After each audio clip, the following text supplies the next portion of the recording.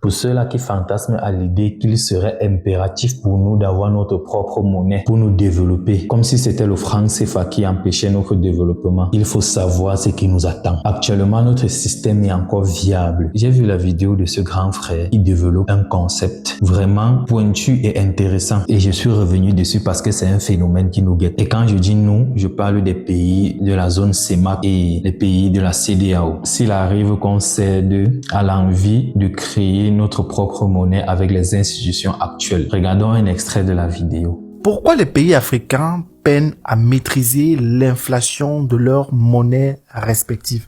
Alors dans une vidéo, cet humoriste sud-africain parodie comme ça l'inflation des monnaies africaines. Aux États-Unis, on puisse acheter une voiture avec quelques billets.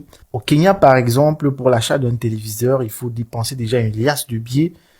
Au Nigeria, c'est pareil, pour l'achat d'un téléphone portable, il faut limite amener un sac de billets de Naira. Avant de commencer, je vais définir 3 concepts nécessaires à la compréhension de cette vidéo. Qu'est-ce que la monnaie? Le deuxième concept est celui de l'inflation. C'est quoi l'inflation? Le troisième concept est celui de l'hyperinflation. C'est quoi une monnaie? Une devise est un outil d'échange et une réserve de valeur. Avec un montant précis, on peut acheter du pain, de l'huile et plusieurs autres biens encore. Mais il arrive à certains moments précis qu'une somme d'argent auparavant suffisait à acheter un bien. La même somme d'argent ne parvient plus à acheter le même bien. Il faut beaucoup plus de monnaie pour acheter le même bien. On parle ici de l'inflation. L'inflation est ce moment où une monnaie perd en pouvoir d'achat. La perte peut être minime, entre 2 ou 3%. À ce niveau, elle est presque imperceptible. Mais il arrive parfois qu'elle atteigne les 50%, les 90%, les 300% et les 1000%. Elle devient dévastatrice pour une économie. En ce moment, les salaires, les épargnes, les plans retraite ne valent plus rien du tout et les sociétés plongent dans une crise d'hyperinflation. L'hyperinflation est un phénomène qui arrive quand l'inflation est tellement importante qu'elle devient incontrôlable et provoque un rejet de la monnaie. Au Zimbabwe, par exemple, en 2008, l'inflation a atteint 80 milliards de pourcents. Pour la première fois dans l'histoire de l'économie d'un pays africain, une banque centrale a imprimé un billet d'1 milliard.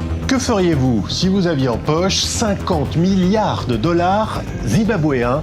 Eh bien, pas grand-chose. En tout cas, pas si vous aviez touché ce pactole en 2008. Parce que cette année-là, l'inflation a dépassé au Zimbabwe les 80 milliards de pourcents pour le seul mois de novembre. Les prix dans les magasins d'Harare, la capitale, changeaient plusieurs fois par jour. Les économies, les salaires, les retraites ne valaient plus rien. Et avec vos 50 milliards de dollars, eh bien, vous pouviez acheter un œuf. Quelle est la principale cause à l'origine de l'hyperinflation et de l'inflation? C'est la masse monétaire. C'est quoi la masse monétaire? La masse monétaire est la quantité d'argent en circulation dans une économie. Et plus cette monnaie est importante, elle perd de la valeur. Et qu'est-ce qui est à l'origine de l'augmentation de la masse monétaire dans un État ou dans une économie? Premièrement, les politiques expansionnistes des banques centrales. Pour une politique expansive. L'objectif de ce genre de politique, en fait, c'est de stimuler la croissance. Ce que cherche l'État, ce que cherche la Banque centrale, rappelez-vous, elles sont tous les deux à l'origine de ces politiques, c'est de stimuler la croissance. Et deuxièmement, les politiques budgétaires des États qui décident d'imprimer de l'argent pour financer les dépenses de l'État et compenser un déficit au lieu de mettre en place des politiques qui vont permettre une création de la richesse. Que fait l'État dans ces cas-là? L'État va augmenter ses dépenses, donc donner par exemple plus d'indemnités aux chômeurs, augmenter le RSA, faire des constructions des infrastructures comme des ponts, des lycées, des routes, etc. pour essayer en fait de stimuler la consommation et l'investissement des entreprises. Voici où tout commence. Pendant une année, un État a besoin d'argent pour fonctionner correctement. Et cet argent vient d'où? Des impôts et des échanges avec l'étranger. Mais il arrive parfois, et même trop souvent, que l'argent perçu via les impôts et les échanges internationaux ne suffisent pas à couvrir les charges de l'État. Alors les pays se tournent souvent vers leur banque centrale, étant donné qu'emprunter de l'argent sur les marchés financiers coûte énormément. Elles se tournent vers les banques centrales afin que celles-ci impriment davantage de monnaie pour combler ce déficit. Ainsi, plus de monnaie est déversée dans l'économie. Les premiers effets se font sentir au niveau du taux de change. Il faut maintenant plus de monnaie locale pour acquérir une devise étrangère. La monnaie perd sa valeur.